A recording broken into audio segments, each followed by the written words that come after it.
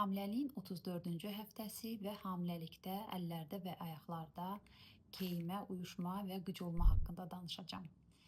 Hamiləliyin 34-cü həftəsində dölümüzün çəkisi 2 kilo 100, 2 kilo 300 qramdır. Uzunluğu isə 44-45 santimdir. Qaraciyər və böyrəklər artıq tam öz fəaliyyətini göstərir. Ağciyərin inkişafının 90% tamamlanıb və bu həftələrdə doğulan uşaqlar çoxu zaman əksər hallarda ana ilə birlikdə evə yazılır.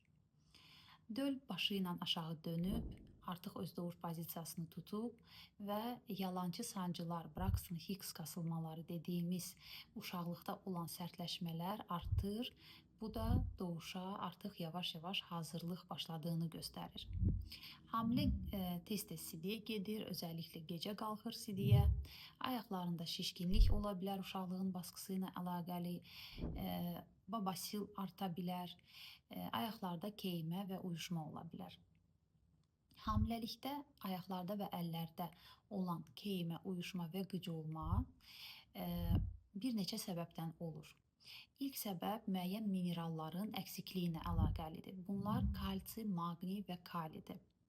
Kalsi bildiyimiz kimi süd məhsullarından alırıq. Maqneziumu yaşıl yarpaqlı tərəvəzlərdən və göyərtilərdən alırıq. Banan və quru ərikdən alırıq. Bu qidalara bu həftələrdə diqqət edək. Amma yenə də qıc olmalarımız keçmirsə, əlavə olaraq həkimimiz tərəfindən kalsi və maqni dəstəyi təyin oluna bilər. Qan dövranı ilə əlaqəli bu şikayətlər arta bilər. Uşaqlıq böyüdükcə özəlliklə aşağı ətrafların venoz damarlarını sıxdığı üçün şişkinlik əmələ gəlir. Bu da qan dövranını pozur və bu qıc olmalar daha da artır.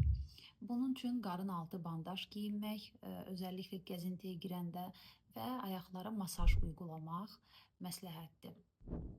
Bol maye qəbulu şişkinliyə baxmayaraq davam etməlidir. Duz və karbonhidrat istifadəsi azaltılmalıdır.